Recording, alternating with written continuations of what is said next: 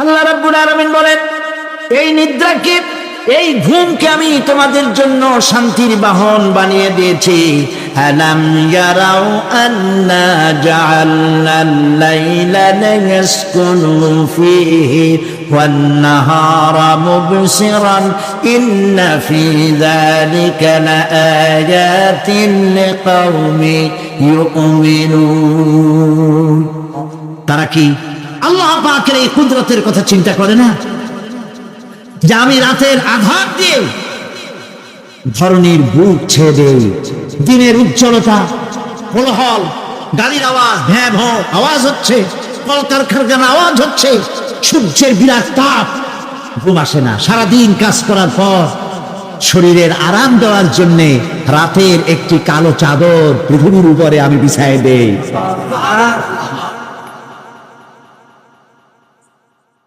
আর মানুষ আরাম গ্রহণ করে, শুধু মানুষ না, সব প্রাণী আরাম গ্রহণ করে। সুবহানাল্লাহ। এবং এরপরে দিনের আলো দিয়ে উদ্ভাসিত করি, যেন বিশ্রামের পর নতুন করে আবার কাজের সমস্ত উদ্দীপনা নিয়ে নতুন করে কাজে ঝাঁপিয়ে পড়তে পারে।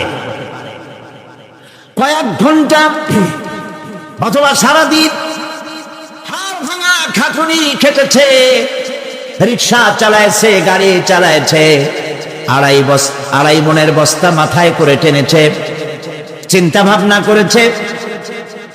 এরপরে যখন এই লোকটি কয়েক ঘন্টা মাত্র নিদ্রা গেল, আরাম পেল, মস্তিষ্ক হালকা হয়ে গেল, হার্টবিট কমে গেল, হাতের পায়ের কর্মোদ্দীপনা বেড়ে গেল, নতুন করে আবার কাজ করার জন্য সুযোগ এসে গেল।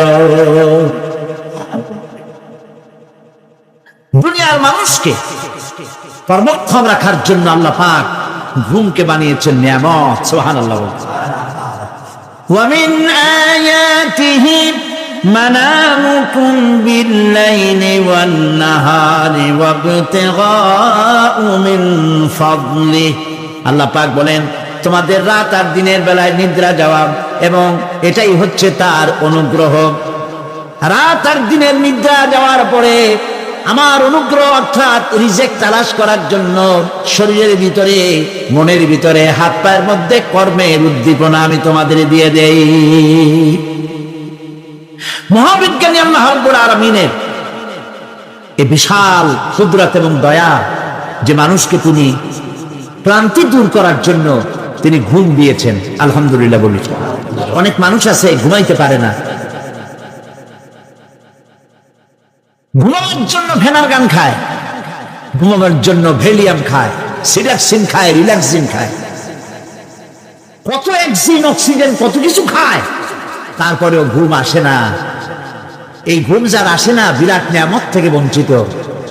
ঘুম একটি নিয়ামত, আলহামদুলিল্লাহ বলি, আলহামদুলিল্লাহ বলি, বিশাল নিয়ামত ঘুম।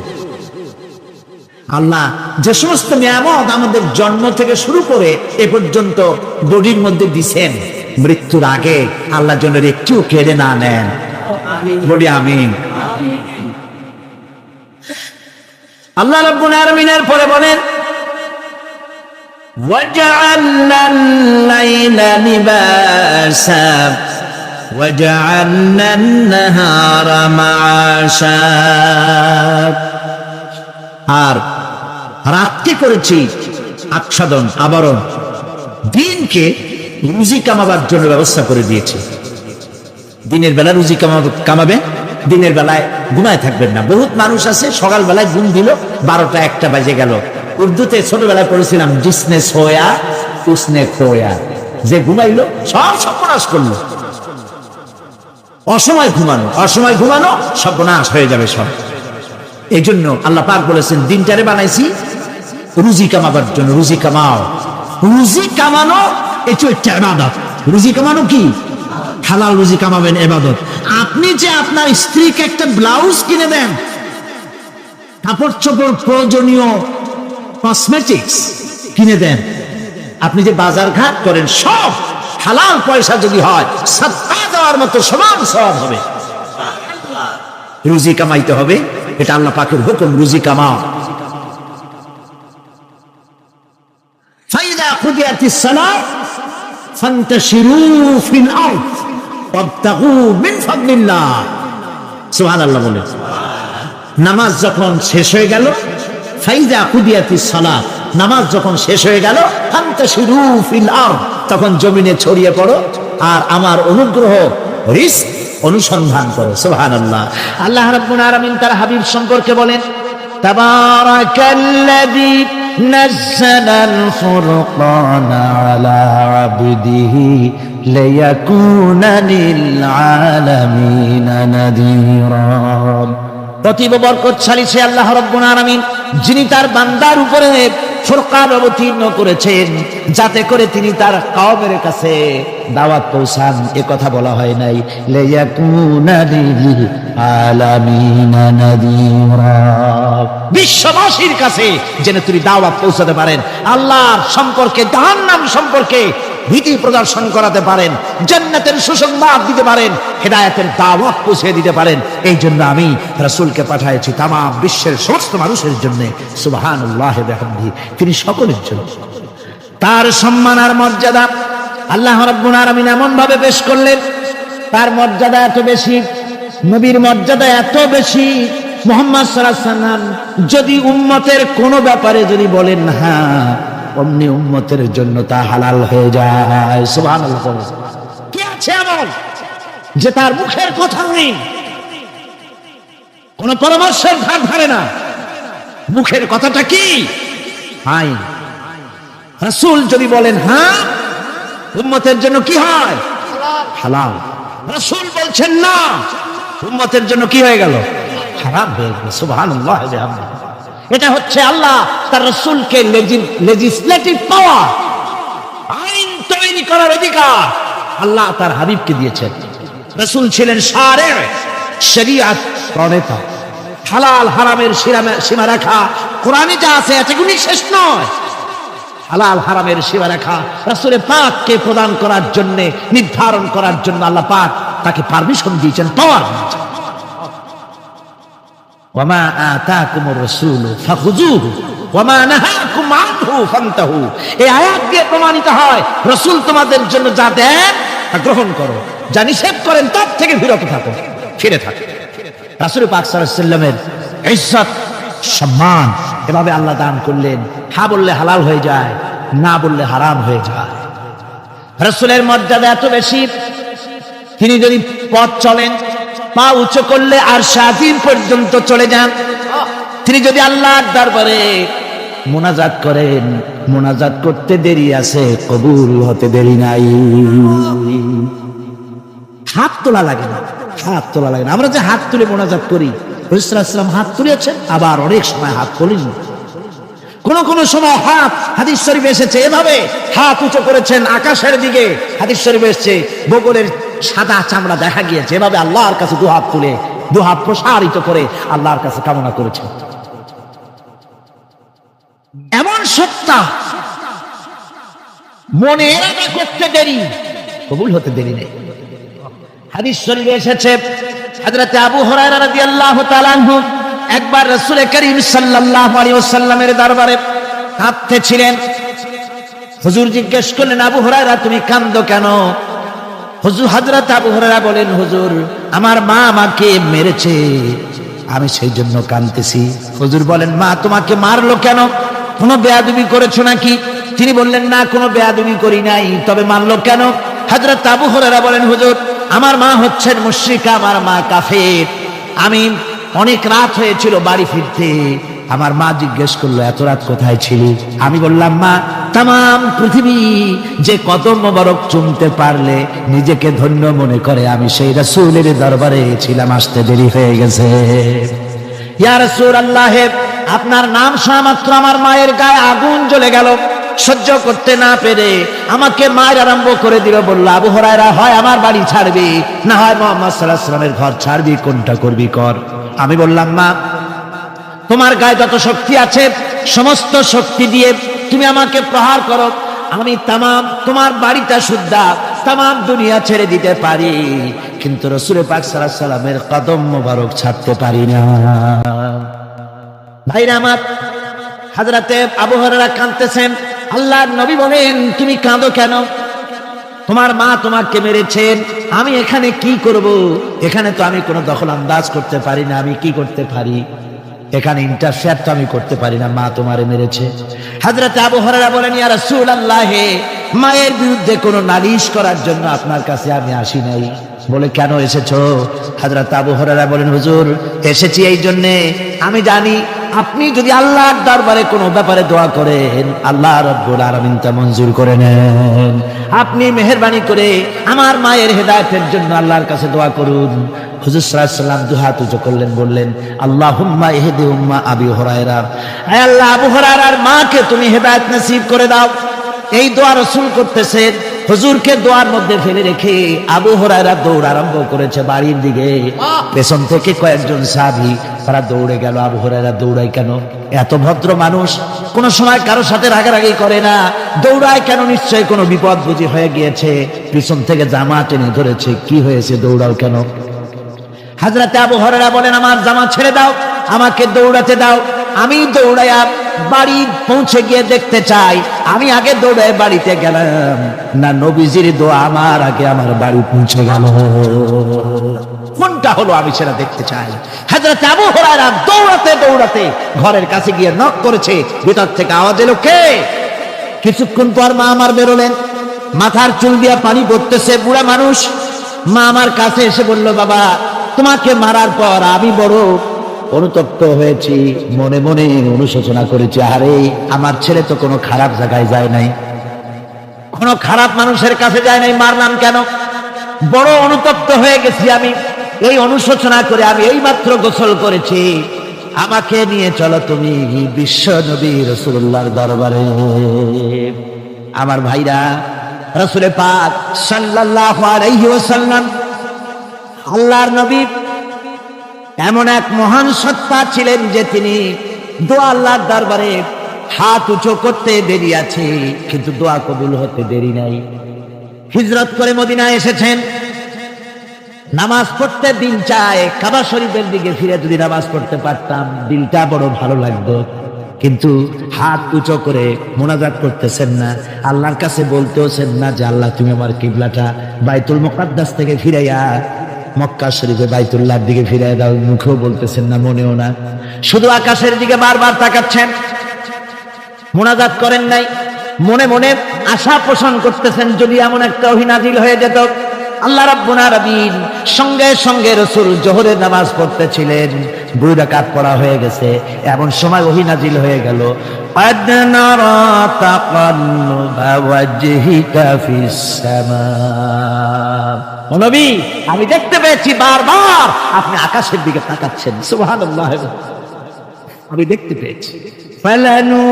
فلنولينك قبلة طاهرة فول وجهك شطر المسجد الحرام। দেরি নাই, আপনার মনের আশা পুরো হয়ে গেছে, এক্ষুনি আপনার কিবলা পরিবর্তন করুন। হুজুর 2 রাকাত পড়েছিলেন বাইতুল মাকদাসের দিকে ফিরে, বাকি 2 রাকাত তিনি মক্কা শরীফের কাবা শরীফের দিকে ফিরলেন। আজও পর্যন্ত সেই মসজিদ আছে, সাক্ষ্য দিচ্ছে নবীর কথা কিভাবে মঞ্জুর হয়। মসজিদে কিবলাতাইন মদিনা মুনাওয়ারায় সেই মসজিদ আজ আছে। ভাইরা আমার, রাসূল পাক সাল্লাল্লাহু আলাইহি ওয়াসাল্লাম এত বড় মর্যাদা সম্পন্ন ব্যক্তিত্ব, মহান ব্যক্তিত্বের উম্মতের মধ্যে আল্লাহ আমাদের শামিল করেছেন। শুকরিয়া স্বরূপ আমরা পড়ি আলহামদুলিল্লাহ, জোরে সোরে পড়েন আলহামদুলিল্লাহ। আমার ভাইরা, মর্যাদা এত বেশি আল্লাহ রাসূলকে আল্লাহ রাব্বুল আলামিন দান করেছেন। এই পৃথিবীতে কোন মানুষের সঙ্গে যদি আপনি বেয়াদবি করেন, তিনি আপনার বাপ হোক, তিনি আপনার মা হন, অথবা আপনার উস্তাদ হন, অথবা আপনার পীর হন, যে কেউ হোক না কেন, কারো সঙ্গে যদি কোনো বেয়াদবি হয়ে যায় তো শুধু একটা বেয়াদবি ছাড়া আর কিছুই না। কিন্তু নবীজির সঙ্গে যদি কেউ বেয়াদবি করে, সেটা শুধু বেয়াদবি থাকে না, কুফরি হয়ে যায়। কি হয়ে যায়?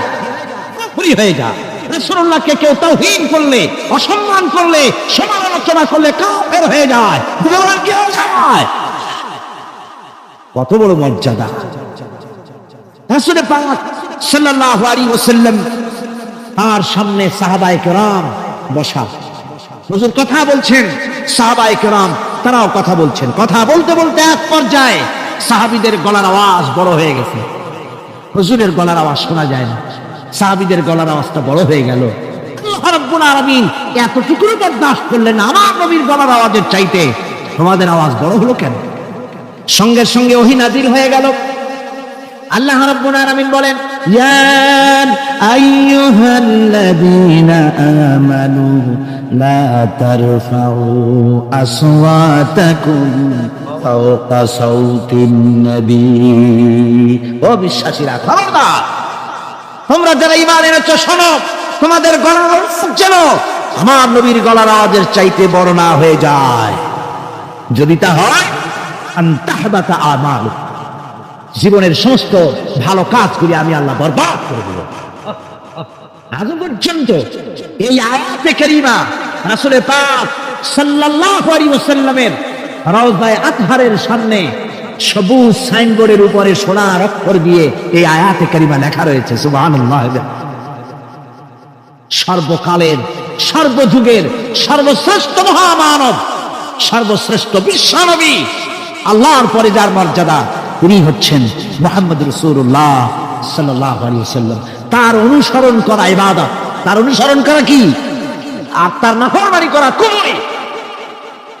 আল্লাহ রাব্বুল আলামিন বলেন, নবী আপনি বলুন, কুল ইন কুনতুম তুহিব্বুনাল্লাহ আত্তাবিউনি ইউহিব্বুকুমুল্লাহ ওয়া ইয়াগফির লাকুম যুনুবাকুম আল্লাহু গফুরুর রহিম।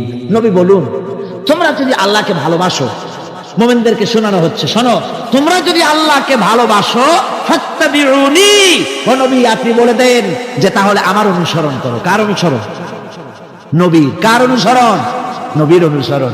আল্লাহরে যদি ভালোবাসো, এ দাবি যদি সত্য হয়, আমার অনুসরণ করো।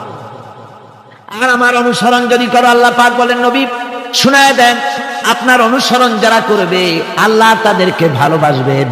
আর শুধুই ভালোবাসবেন না, তামাম জিন্দেগির সকল গুনাহ খাতা রব্বুল আলামিন মাফ করে দিবেন। জীবনের সব গুনাহ মাফ হয়ে যাবে যদি হুজুরের অনুসরণ করা যায়। বিশ্বকবি, কবি সম্রাট আল্লামা ইকবাল রাহমাতুল্লাহ আলাইহি বলেছেন, কি মুহাম্মদ সে वफा तूने तो हम तेरे हैं, ये जहां चीज ही क्या लोह कलम तेरे हैं।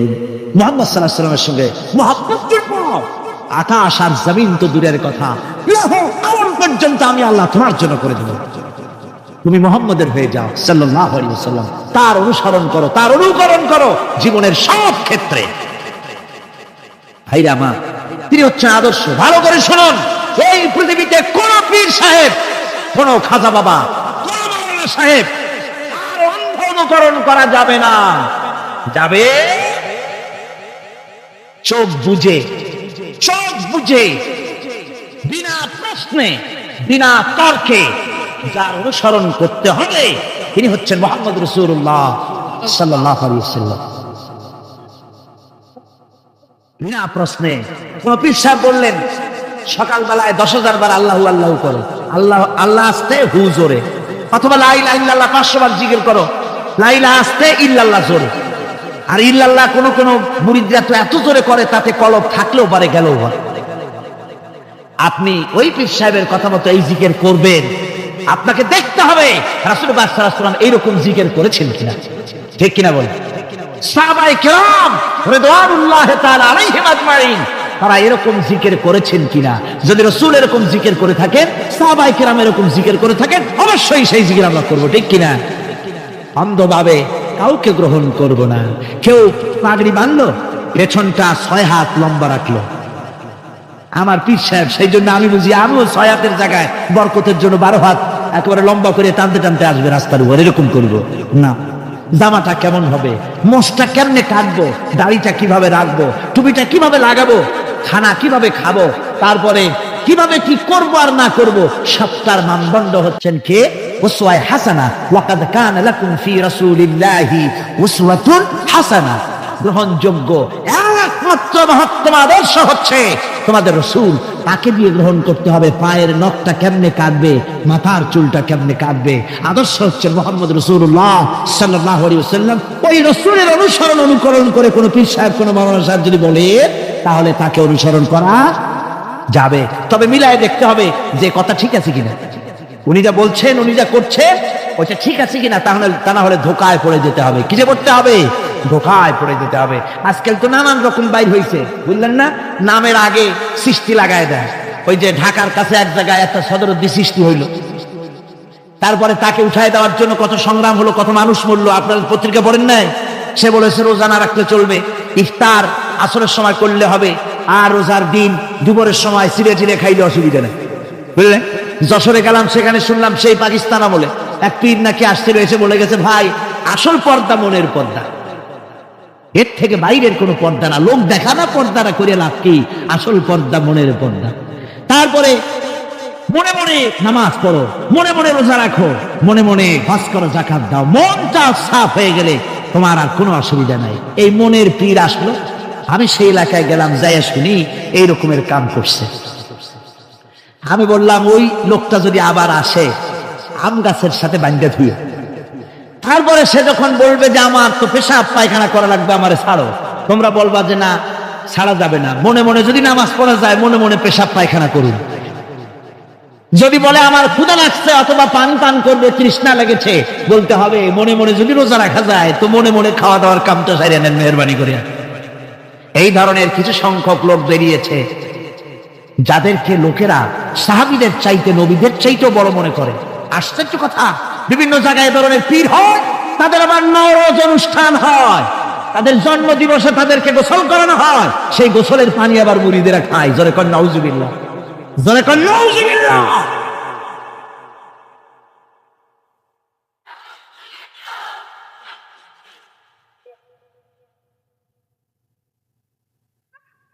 আমার ভাইয়েরা,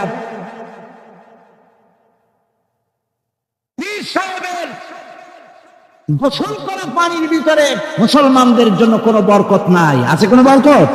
প্রশ্নে ওঠে না। তার শরীরের কত জায়গা ধুয়ে পানি পড়তেছে, আর সেইটা মুরিদরা খায়। লজ্জা নাই, শরম নাই, ঘৃণা পর্যন্ত নাই। খুলনার এক এলাকা আছে এক পীর সাহেব, তার মুরিদরা তার পায়ের বুড়ো আঙ্গুল চষে, চুষতে চুষতে প্রায় ঘা বানায় ফেলেছে। তা আমি মুরিদদের জিজ্ঞেস করলাম যে তোমরা এরকম পাও আঙ্গুল চষো কেন? কয় যে হুজুরের মারেফত পায়ের আঙ্গুল দিয়ে পেটের মধ্যে ঢুকবে, সেই জন্য। কি ধরনের খোরাফাত, কি বিদআত! রাসূল পাক সাল্লাল্লাহু আলাইহি ওয়াসাল্লাম যা করেন নাই, সাহাবায়ে কেরাম যা করেন নাই, সেগুলি চালু হয়ে গেছে সমাজে। এর থেকে বাঁচতে হবে। আপনাকে মনে রাখতে হবে, কলিজার মধ্যে ঈমান রাখতে হবে। কোন পীর সাহেব, কোন মাওলানা সাহেব ফু দিয়া আমার ভাগ্য ভালো বানায় দেবে অথবা আমাকে ভাগ্য নষ্ট করে দিবে, আমি আল্লাহর কসম তো বিশ্বাস করি না। আমার ভাগ্য,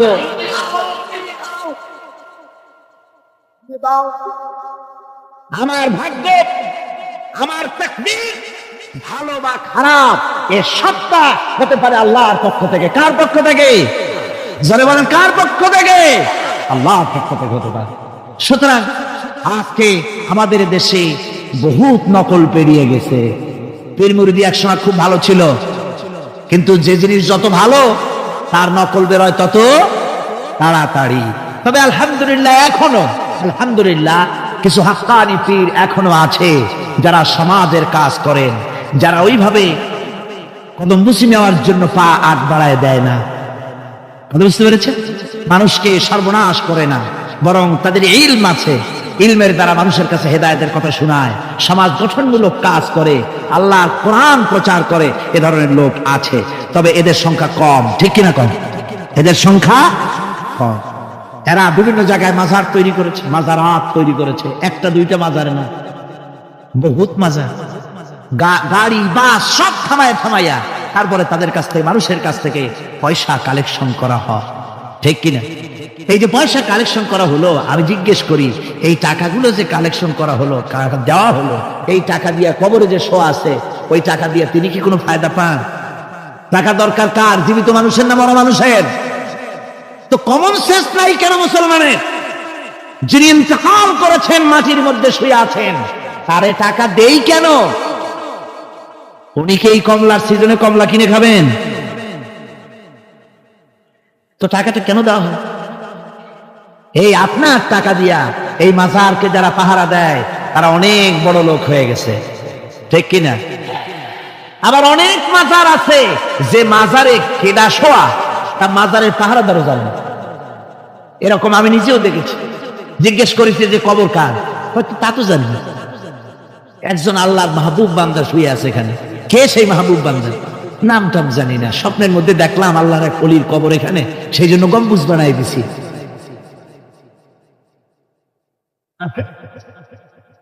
একটা রিসালার মধ্যে দেখেছি, একটা রিসালার মধ্যে লেখা হয়েছে যে একজন পীর সাহেবের এক মুরিদ ছিল।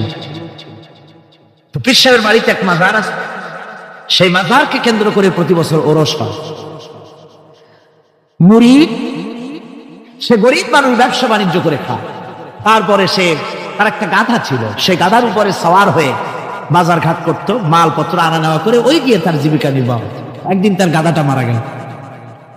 সেই রিসালার মধ্যে লেখা হয়েছে যে লোকটা তখন গাধা মরেছে, এর আর কিচ্ছু নাই, জমি জমাও নাই, খাবে কি করে? খুব দুঃখ পেল মনে। আর এই গাধা যদি মরে কুলে পড়ে থাকে তাহলে দুর্গন্ধ হবে। সেই জন্য রাস্তার পাশে ঝুপড়ি তার একটা বাড়ি, ওই বাড়ির পাশেই রাস্তা, রাস্তার পাশেই একটা কবর খুঁড়িয়া তার মধ্যে গাধারে শোয়াই দিয়া দাফন টাফন করিয়া কবরের পাশে বসে আর দুশ্চিন্তা করতেছে যে আমি এরপরে বাঁচবো কি করে, খাবো কি, ঘুমায়, মানে চোখ বুঝে বুঝে কাঁদতেছে। এমন সময় ওইটা ছিল বাজারে যাওয়ার রাস্তা, লোকজন বাজারের দিকে যাচ্ছে। যাওয়ার সময় চিন্তা করলো যে এখানে তো কোনোদিন মাজার দেখিনি, এখানে একটা লোক কাঁদতেছে মাজারের কাছে বসে, না জানি কোনো অলি আল্লাহর কবর হবে বোধ হয়। এরপরে লোকেরা বাজার থেকে ফেরার সময় দেখে যে হ্যাঁ, ওই সে লোকটা এখনো কাঁদতেছে। তখন যার কাছে যা ছিল, কেউ 2টা পান খেয়ে গেল, কেউ একটা বেগুন, কেউ 2টা চিংড়ি মাছ, কেউ 2টা টাকা, কেউ একটু মরিচ, এইভাবে তরি তরকারি চাউল যার কাছে যা ছিল কিছু কিছু দিয়ে গেছে। কিছুক্ষণ পর সন্ধ্যার দিকে লোকটা মনে করলো আর কতক্ষণ কান্দি, এখন বাড়ি যাই। চোখ খুলে দেখে চতুর্দিকে খাদ্য খাবার, তরি তরকারি, পয়সা করি। কই যে মাশাআল্লাহ, শুনছিলাম হাতি বাঁচতেও লাখ টাকা, মরলেও লাখ টাকা। সে কথা যে গাধার ব্যাপারে খাটে তা তো জানি না। এই গাধা মরেও তো আমার বাঁচায় গেছে। এখন ওই কবরের উপরে, গাধার কবরের উপরে চাদর টাদর চড়ায় চড়ায় দিয়া ওইখানে জুজ্জাত করে বসছে। বছর খানিক চলে গেল, লোকেরা পয়সা করে দেওয়া শুরু করলো। এরপরে সেখানে সে ইট পাটকেল জোগাড় করলো, একটা বিল্ডিং তৈরি করলো, সামনে সাইনবোর্ড লাগাই দিল হযরত গেদা শাহ রহমাতুল্লাহ আলাইহির মাজার। মানুষ প্রতি বছর ওরসে এখানে জমা হচ্ছে, টাকার অভাব নাই। এখন এই লোক যার মুরিদ, সেই পীর সাহেবের কাছে অন্যরা এসে কয় হুজুর আপনার মাজারের আর বরকত কি, আপনার মুরিদের মাজারের কাছে মানুষ ভরা, টাকার অভাব নাই। পীর সাহেব কৌতূহল হলো যে ও আবার একটা মাজার পাইল কই। তারপরে একদিন ওই মুরিদকে ডেকে বললো, বাবা সত্যি কথাটা আমারে কয়, এই মাজার কার? মুরিদ কয় যে হুজুর আপনি আমার ওস্তাদ, আপনার কাছেই সব শিখছি, কিন্তু এই কথা কাউকে বলবেন না। বলল না, বল না কি হয়েছে, মাজারটা কার? বললো যে হুজুর যে গাধাটা নিয়ে ব্যবসা করতাম, ওই গাধাটা মরে গেল, তারে কবরে দিয়েছি, এরপরে পরে এই ঘটনা হয়েছে। পীর সাহেব কয় আমি আরো চিন্তা করছিলাম যে না জানি কোনো সত্যি কোনো পীর সাহেবের মাজার, অসুবিধা হয় নাই, তোমার ওখানে যে তার কবর, ওইটার মায়ের কবর হলো আমার বাড়িতে। মানে ওই বাচ্চা গাধাটা পীর সাহেব দিয়েছিল তারে। আমার ভাইরা আপনারা আশ্চর্য হবেন, বাংলাদেশে এরকম বহুত মাজার আছে, সে মাজারের কোনো ঠিকানা নাই, কার মাজার তারও কোনো খোঁজ খবর নাই। মানুষকে শোষণ করে টাকা পয়সা লুণ্ঠন করা হতেছে।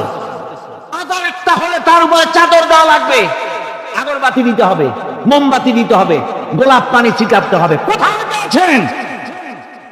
কোন হাদিসে পেয়েছেন? মাজারে যদি চাদর দিতে হতো, রাসূল পাক সাল্লাল্লাহু আলাইহি ওয়াসাল্লামের কবরের উপরে লোকেরা সুতার চাদর দিত না, নিজের কলিজা বার করে কলিজা দিয়ে চাদর বিছায় দিত হুজুরের মাজারের উপরে। জান্নাতুল বাকিতে গিয়ে দেখুন, জান্নাতুল বাকিতে শহাদায়ে উহুদ আছে, সেখানে সাহাবায়ে কেরাম আছে, আজওয়াজে মুতাহহারাত আছে, বানাতে রাসূল, ইবনে রাসূল, আহলে বাইত সেখানে শুয়ে আছেন। হযরত ওসমান রাদিয়াল্লাহু তাআলা আনহুর মতো লোক সেখানে ঘুমিয়ে আছেন। রাইসুল মুফাসসিরিন হযরত ইবনে মাসউদ রাদিয়াল্লাহু তাআলা আনহু সেখানে ঘুমিয়ে আছেন। হযরত ইবনে আব্বাসের উনি ওখানে, ওনার কবর হচ্ছে গিয়ে তায়েফে। এ ধরনের ইতিহাসের মধ্যে এসছে জান্নাতুল বাকির মধ্যে কমসে কম 10,000 সাহাবায়ে কেরামদের মাজার আছে। সুবহানাল্লাহ। যায় দেখেন তো জান্নাতুল বাকিতে একটা চাদর আছে নাকি? যারা হজ করতে গেছেন কোন চাদর দেখেছেন? আগরবাতি আছে, মোমবাতি আছে, গোলাপ পানি আছে। সুতরাং এই বিদআত থেকে বাঁচতে হবে মুসলমানদেরকে। মুসলমানদের সাথে সম্পর্ক মসজিদে, মুসলমানদের সাথে সম্পর্ক কিসের? অবশ্যই মাজারের সাথে সম্পর্ক নয়। মাজারের সাথে সম্পর্ক শুধু এতটুকু, আল্লাহর ওলিদের মাজারকে ঘেরাও দিয়ে সুন্দর করে রাখুন, যাতে করে অপবিত্র না হয়। লোকেরা কেউ যদি আসে জিয়ারত করার সুযোগ পায়, শিরক বিদআত থেকে মুক্ত হয়ে অতটুকুন করা যেতে পারে। কিন্তু বিশাল আকারের গম্বুজ করে লাইট জ্বালাতে হবে, আগরবাতি মোমবাতি দিতে হবে, এটা সম্পূর্ণ বিদআত। এক শ্রেণীর লোকেরা এগুলি করে ব্যবসা করতেছে। সেজন্য বলছি যে আমাদের ইত্তেবা করতে হবে রাসূলের। কার ইত্তেবা করতে হবে? যারা রাসূল করেন নাই, যা সাহাবায়ে কেরাম করেন নাই, তা আমরা করতে পারি না।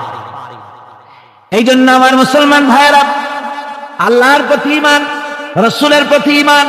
ঈমানের অর্থ হলো আল্লাহর নবীর যে কথাগুলি তিনি বলে গিয়েছেন তার ওসওয়াকে ধরে রাখা, রাসূলের আদর্শ দিয়ে পায়ের নখকাটা থেকে শুরু করে মাথার চুল পর্যন্ত গ্রহণ করতে হবে। নবী মুহাম্মদ রাসূলুল্লাহ সাল্লাল্লাহু আলাইহি ওয়াসাল্লামের তিনি যেভাবে যা করেছেন তার উল্টা পাল্টা একটাও করা যাবে না, সব করতে হবে কার কথা মতো? রাসূল পাক সাল্লাল্লাহু আলাইহি ওয়াসাল্লামের কথা মতো। রাসূলের প্রতি ঈমান এর অর্থ হলো তিনি হচ্ছেন আইনদাতা। তিনি আইন ও বিধান দিয়েছেন আল্লাহর পক্ষ থেকে। আইন ও বিধান কার পক্ষ থেকে দিয়েছেন? আল্লাহর পক্ষ থেকে। তিনি যে বিচার করেছেন সেই বিচারক হিসাবে তাকে গ্রহণ করতে হবে। তিনি যে বিধান দিয়েছেন সেটাই মানতে হবে। তিনি শাসক ছিলেন, তিনি রাষ্ট্রপতি ছিলেন, তিনি সব ছিলেন, সকলের জন্য তিনি আদর্শ। তিনি যুবকের আদর্শ, তিনি নানার আদর্শ, তিনি স্বামীর আদর্শ, তিনি পিতার আদর্শ, তিনি রাষ্ট্রপতির আদর্শ, তিনি সেনাপতির আদর্শ, তিনি শ্রমিকের আদর্শ, তিনি সকলেরই আদর্শ। ঠিক কিনা কর?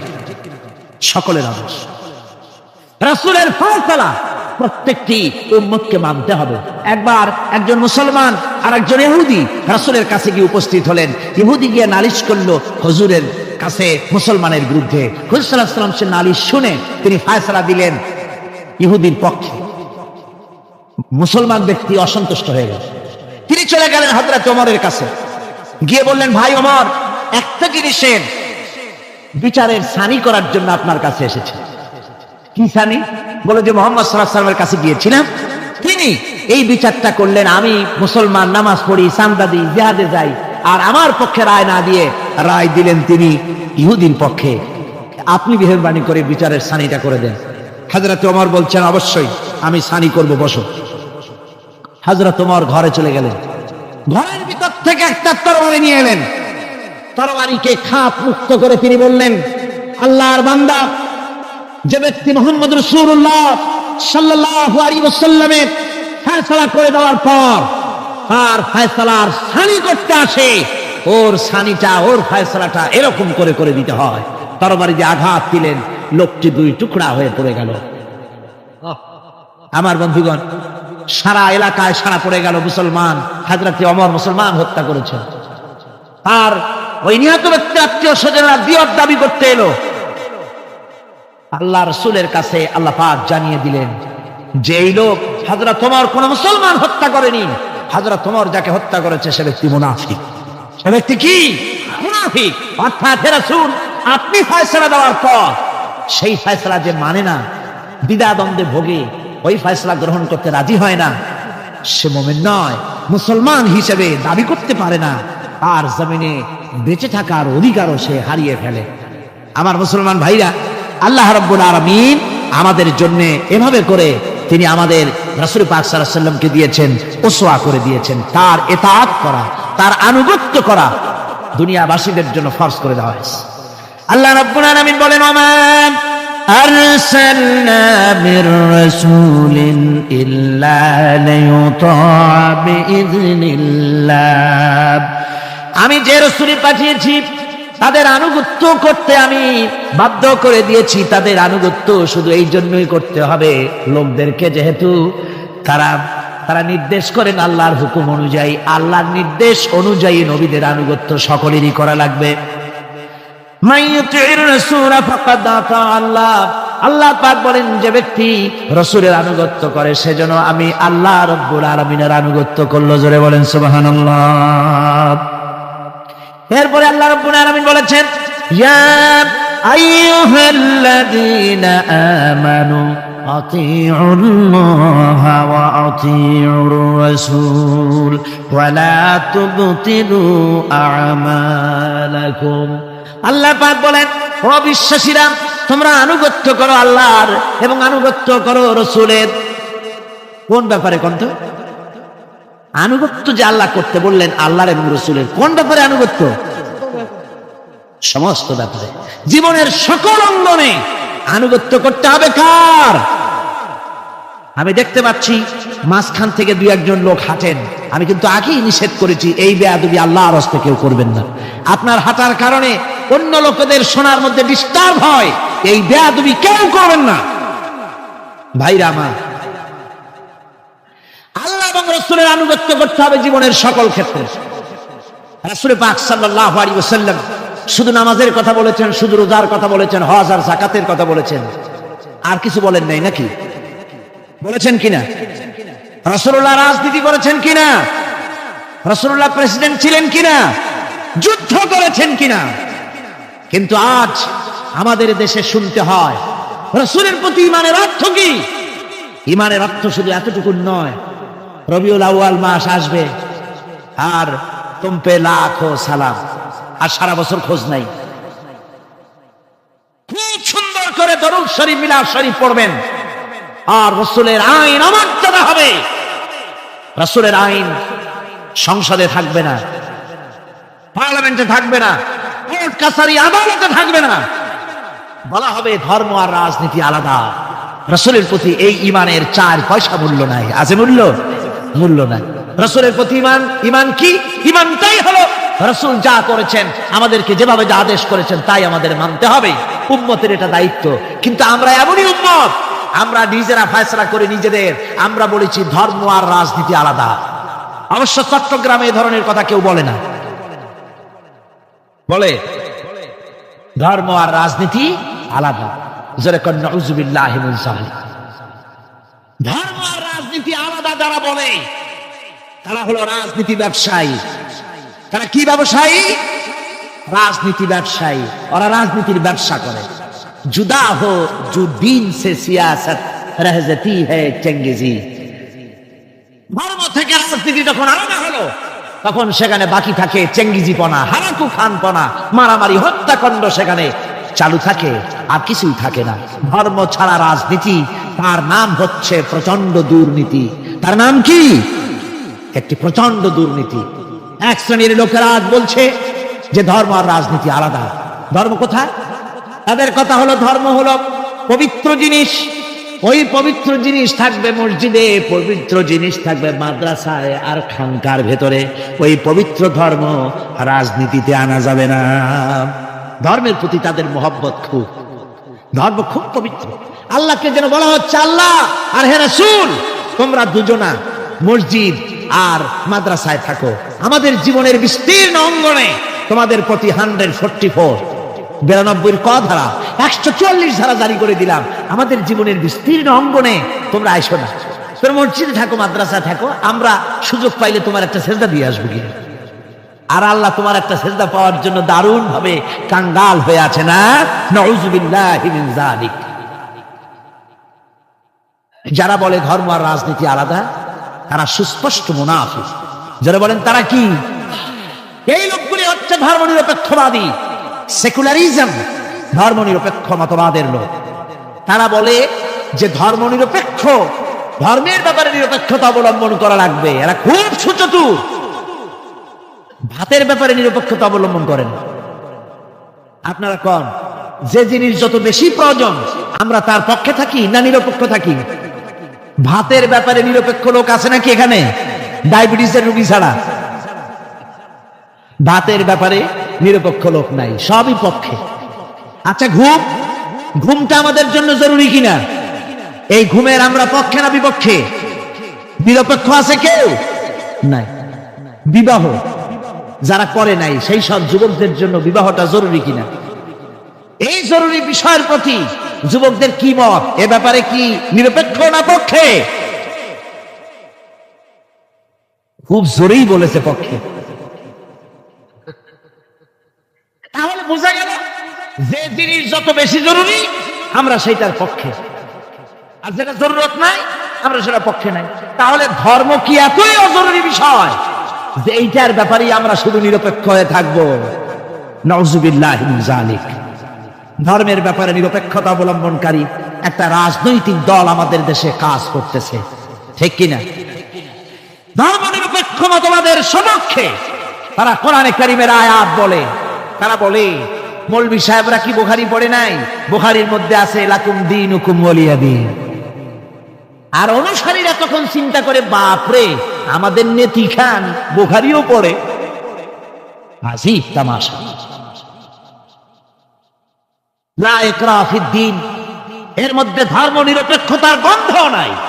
সূরাটির নাম হচ্ছে সূরা কাফিরুন। সূরাটির নাম কি? কাফেরেরা বলেছিল, হে মুহাম্মদ সাল্লাল্লাহু আলাইহি ওয়াসাল্লাম, ধর্মের ব্যাপারে আমাদের ভিতরে বড় ঝগড়াঝাটি প্রায় লেগে থাকে, সুতরাং ধর্ম নিয়ে বাড়াবাড়ি না করে আসো, আমরা এক কাজ করি, তোমরা কিছুদিন আমাদের মুখ প্রতিমাগুলির সামনে এসে একটু পূজা দিয়ে যাও, আর আমরাও কয়েকদিন তোমাদের মসজিদে গিয়ে আল্লাহর সেজদা দিয়ে আসবো। এইভাবে আমরা ধর্মকে 50-50 ভাগাভাগি করে নেই। কাফেরেরা, তোমরা যার ইবাদত করো আমরা তার ইবাদত করি না, আবার আমরা যার ইবাদত করি তোমরা তার ইবাদত করো না, সুতরাং লাকুম দীনুকুম ওয়ালিয়া দীন। সুতরাং তোমাদের ধর্ম তোমাদের জন্য, আমাদের ধর্ম আমাদের জন্য। তার মানে তোমরা তোমাদের ধর্ম নিয়ে থাকো, আমরা আমাদের ধর্ম নিয়ে থাকি। এটা কি নিরপেক্ষের কথা না পক্ষের কথা হলো? ওই বেওকুফরা তারা মানুষকে বিভ্রান্ত করতে চায়, কোরআনে কারীমের আয়াতকে নাজায়েজ তরিকায় তারা ব্যবহার করে। আবার বলে লা ইকরাহা ফিদ্দীন, মৌলবীরা জানে না ধর্মের মধ্যে বাড়াবাড়ি নাই। কত বড় মুফাসসির একজন, ধর্মের মধ্যে বাড়াবাড়ি নেই। লা ইকরাহা ফিদ্দীন, ধর্মে বাড়াবাড়ি এটা কিসের কথা? এ কথাটা হচ্ছে মুসলমানদেরকে বলা হচ্ছে, অমুসলিমদেরকে বাধ্যতামূলক ভাবে ভয় দেখিয়ে, প্রলোভন দেখিয়ে, ত্রাস সৃষ্টি করে কোন ক্রমে তাদেরকে মুসলমান বানানো যাবে না। ইচ্ছে করে যদি কেউ আসে ইসলামের সৌন্দর্যে মুগ্ধ হয়ে, মোস্ট ওয়েলকাম, তাকে গ্রহণ করে। বাড়াবাড়ি করা যাবে না, ভয় দেখানো যাবে না, লোভ দেখানো যাবে না। এটা হলো লা ইকরাহা ফিদ্দীন। আর এই বেওকুফরা এই আয়াতকেও নিয়েছে তাদের ধর্ম নিরপেক্ষতা ক্ষেত্রে। আমি জিজ্ঞেস করতে চাই, সেকুলারিজম দিয়ে তাদের মন মস্তিষ্ক ভরপুর সেসব ভাইদেরকে জিজ্ঞেস করি, বিবেক দিয়ে চিন্তা করুন, ধর্ম নিরপেক্ষ আপনি কেন হবেন? দুনিয়ার কোন পয়গম্বর কি ধর্মের ব্যাপারে নিরপেক্ষ ছিলেন? আপনি যার উম্মত, আমরা যার উম্মত, বিশ্বনবী তিনি কি ধর্মের ব্যাপারে নিরপেক্ষ ছিলেন? রাসূলুল্লাহ রীতিমতো রাষ্ট্রপ্রধান ছিলেন, প্রেসিডেন্ট ছিলেন, সুবহানাল্লাহ পড়ে 12.5 লক্ষ বর্গ মাইল শাসন করেছেন। প্রেসিডেন্ট ছিলেন মুহাম্মদ রাসূলুল্লাহ সাল্লাল্লাহু আলাইহি ওয়াসাল্লাম।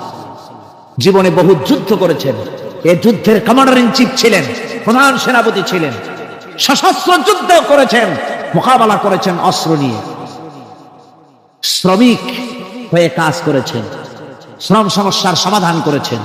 মসজিদে নববী ছিল এই রাজনীতির প্রাণ কেন্দ্র। মসজিদে নববী কি ছিল? রাজনীতির প্রাণ কেন্দ্র।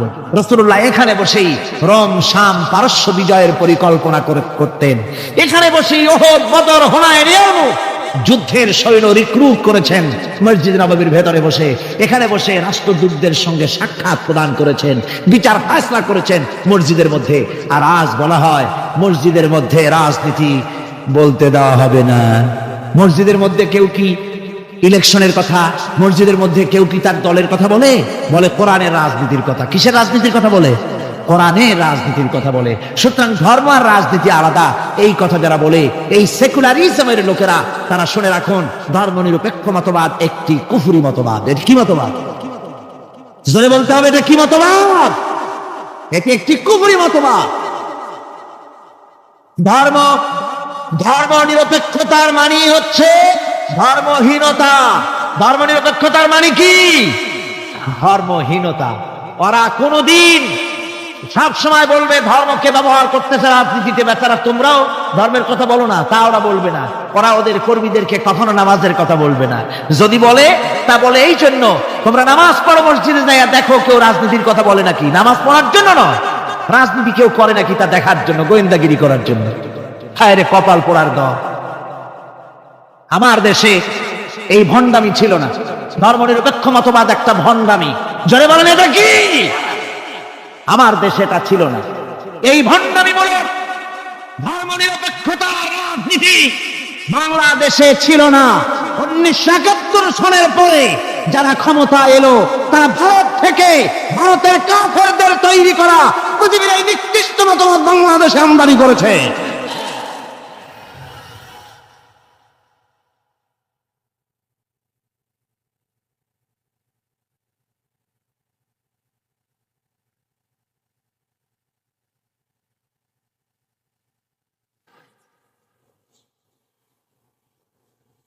আমার মুসলমান ভাইয়েরা,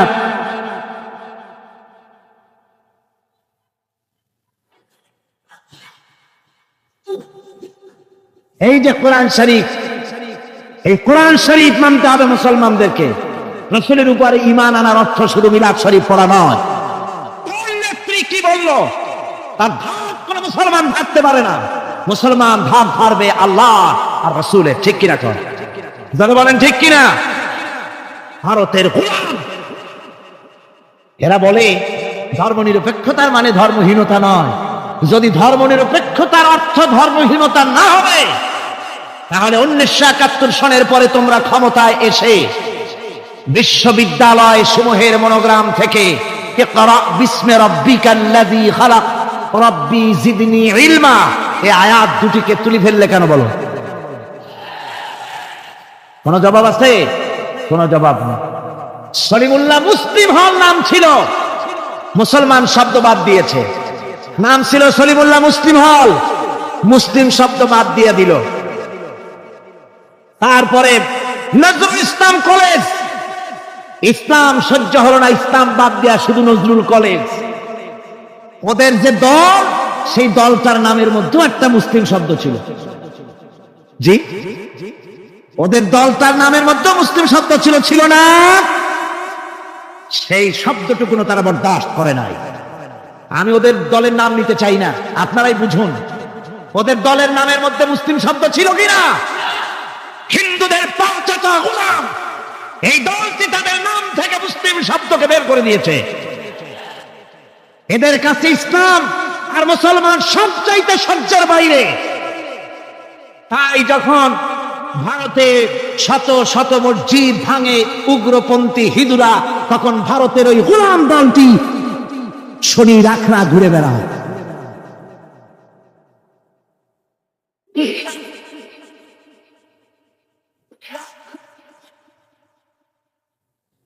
আমার মুসলমান ভাইদের খেদমতে আমি আরজ করতে চাই, মুসলমানদের কাজ বুঝতে হবে ধর্মনিরপেক্ষ মতবাদ মুসলমানদের জন্য জায়েজ নাই, হারাম। দুনিয়ার সব আলেম এই ফতোয়ার উল্টা কেউ ফতোয়া দিতে পারবে না। দুনিয়ার সব মুফাসসিরিন, মুহাদ্দিসিন, উলামায়ে কেরাম, মুফতি সব একমত ধর্মনিরপেক্ষ মতবাদ কুফরি মতবাদ। কি মতবাদ? যারা বলেন কি মতবাদ? মুসলমানের সন্তান যাকে মুসলমানের জন্ম দিয়েছে ধর্মনিরপেক্ষবাদের আন্দোলন করতে পারে না, হারাম হারাম।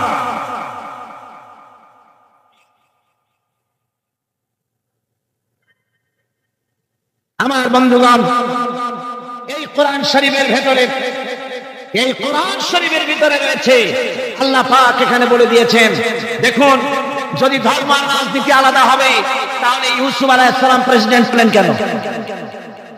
সূরা ইউসুফ আছে না কোরআন শরীফে? হযরত ইউসুফ আলাইহিস সালাম জেলে গিয়েছিলেন, দীর্ঘদিন জেলে ছিলেন। জেল থেকে বেরিয়ে এসে মিশরের অর্থ এবং খাদ্য দুটি মন্ত্রণালয়ের দায়িত্বশীল মন্ত্রী হয়েছিলেন, আছে কোরআন শরীফে। গোটা মিশরের প্রেসিডেন্ট হয়েছিলেন, আছে কোরআনে। সুলাইমান আলাইহিস সালাম গোটা পৃথিবীর প্রেসিডেন্ট ছিলেন, আছে কোরআনে। মুহাম্মদ সাল্লাল্লাহু আলাইহি ওয়াসাল্লাম প্রেসিডেন্ট ছিলেন, আছে কোরআনে। সর্বত্র পয়গম্বরেরা রাজনীতি করেছেন। এই দুশ্চরিত্র লোকগুলি ভারতের গোলামেরা, তাদের কথা হলো আলেম ওলামারা রাজনীতি করবে না। ধর্মীয় মাহফিলের রাজনীতি হবে না। বাংলাদেশ তোমার বাপের সম্পত্তি,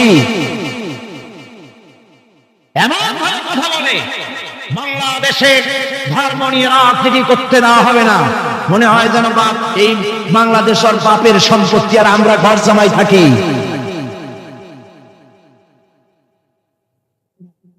সুতরাং কোরআনের রাসূলের প্রতি ঈমানের অর্থ হলো রাসূলুল্লাহ যে ধরনের রাষ্ট্র কায়েম করেছেন মদিনায়, ওই রকম রাষ্ট্র কায়েমের শপথ নিতে হবে, এর নাম রাসূলের প্রতি ঈমান। ঠিক কিনা? শুধু জামা কাপড় সুবিধা যেটা সেইটা সুবিধাবাদ জিন্দাবাদ। রাসূলুল্লাহর সুন্নাত দুই রকম। সুন্নাত কয় রকম? এক ধরনের সুন্নাত আমল করা সহজ, আর এক শ্রেণীর সুন্নাত আমল করা কঠিন। ঠিক কিনা? আমি কিন্তু সুন্নতের মর্যাদা সম্পর্কে কথা বলছি না, আমি বলছি আমলের ব্যাপারে ধরনটা। এক শ্রেণী রাসূলের কোন সুন্নতের কদর কিন্তু কম নয়, আকাশ আর জমিন বিক্রি করলেও রাসূলের একটা সুন্নতের সমান মর্যাদা হবে না। রাসূলের সুন্নাত পালনের মধ্যে দুই ধরনের, একটা সুন্নাত হচ্ছে পালন করা খুব সহজ, আর একটা পালন করা কঠিন। সহজ সুন্নাত হলো চোখে সুরমা লাগানো, সহজ সুন্নাত দুপুরে খাইয়া আরামে ঘুমানো, সহজ সুন্নাত হলো কদু খাওয়া, সহজ সুন্নাত খাবারের পরে মিষ্টি খাওয়া, এগুলি হলো সহজ সুন্নাত। আর কঠিন সুন্নাত হচ্ছে বদরের প্রান্তরে কাফেরদের মোকাবেলায় দাঁড়ানো। কঠিন সুন্নাত হচ্ছে উহুদের ময়দানে দন্দান মোবারক শহীদ করার সুন্নাত। কঠিন সুন্নাত হচ্ছে কাফিরের বিরুদ্ধে মানুষের তৈরি করা মতবাদ উৎখাত করে আল্লাহর জমিনে আল্লাহর দ্বীন কায়েম করার সুন্নাত। আমি আজ এই বিশাল জনতাকে জিজ্ঞাসা করতে চাই, আপনারা রাসূলের সহজ সুন্নাত আমরা যেভাবে পালন করব, কঠিন সুন্নাত পালন করতে রাজি আছেন? তাহলে বাংলাদেশের বুকে ধর্ম নিরপেক্ষতার মুখে লাথি মেরে কোরআনের রাজ কায়েম করতে রাজি আছেন? দুহাত উঁচু করে দেখান। আলহামদুলিল্লাহ, আলহামদুলিল্লাহ।